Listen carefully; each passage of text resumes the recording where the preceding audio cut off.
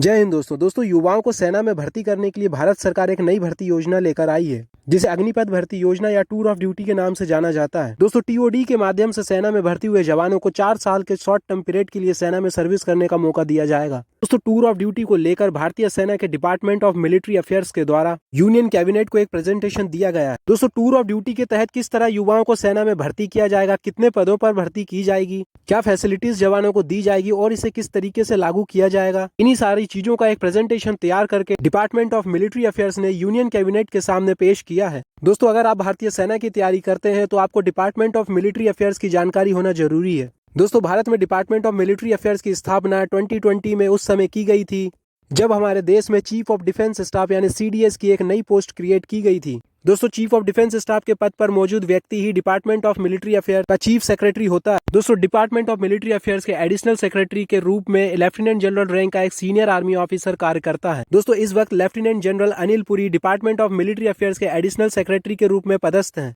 दोस्तों department of military affairs का कार्य भारत की तीनों सेनाएं, आर्मी, नेवी और एयरफोर्स के बीच कोऑर्डिनेशन और इंटीग्रिटी को स्थापित करना है। साथ ही यह विभाग सेनाओं से जुड़े मामले को यूनियन कैबिनेट के सामने पेश करने का काम भी करता है। साथ ही डिपार्टमेंट ऑफ मिलिट्री अफेयर्स के और अन्य महत्वपूर्ण कार्य भी हैं जिन्हें मैं आपको आने वाली वीडियो में बताऊंगा। दोस्तों इसी डिपार्टमेंट ऑफ मिलिट्री अफेयर्स के एडिशनल सेक्रेटरी के रूप में कार्य कर रहे लेफ्टिनेंट जनरल अनिल पुरी जी ने यूनियन कैबिनेट के सामने टूर ऑफ ड्यूटी को लेकर एक प्रेजेंटेशन पेश किया है। दोस्तों इस बात की पुष्टि कई बड़ी मीडिया रिपोर्ट्स ने भी की है। दोस्तों इस रिपोर्ट में आप साफ पढ़ सकते हैं, department of military affair under lieutenant general Anil Puri would make the presentation to the top government functionaries on the program along with heads of services. दोस्तों टूर ऑफ ड्यूटी या अग्निपथ भर्ती योजना का presentation lieutenant general Anil Puri ji द्वारा यूनियन कैबिनेट के सामने पेश किया गया जिसमें तीनों सेनाओं के प्रमुख भी शामिल थे। दोस्तों आपको पता होना चाहिए कि टूर ऑफ ड्यूटी या अग्निपथ भर्ती योजना भारत की तीनों सेनाएं, आर्मी, नेवी और एयरफोर्स पर लागू करने का प्रस्ताव है। दोस्तों इस प्रेजेंटेशन में टूर ऑफ ड्यूटी को तीनों सेनाओं पर लागू करने का विचार किया गया।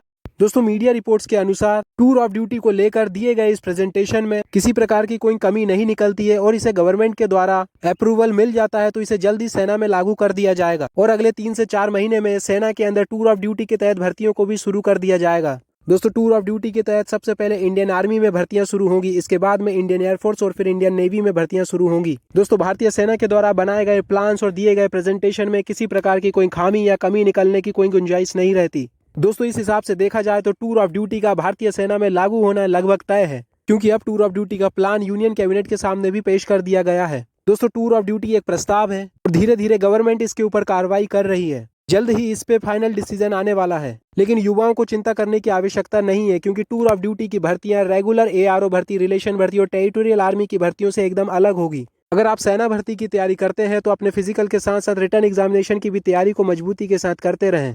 दोस्तों सेना भर्ती से रिलेटेड अपडेट्स के लिए आप मेरे चैनल को भी सब्सक्राइब कर लें। मैं मिलता हूं आपसे नेक्स्ट वीडियो में, तब तक के लिए गुड बाय, जय हिंद।